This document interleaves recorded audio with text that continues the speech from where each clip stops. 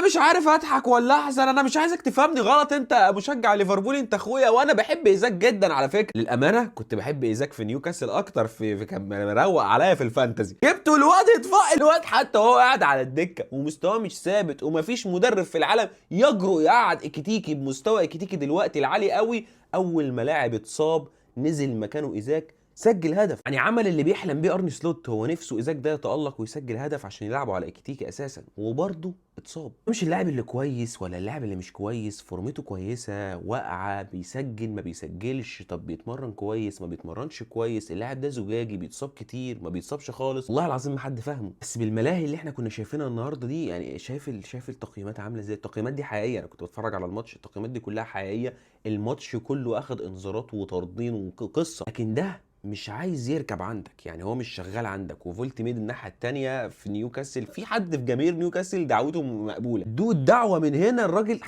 حتى ما بي خلاص هيسجل انا لعيب كوره، 46 يخش 60 يخرج، ما في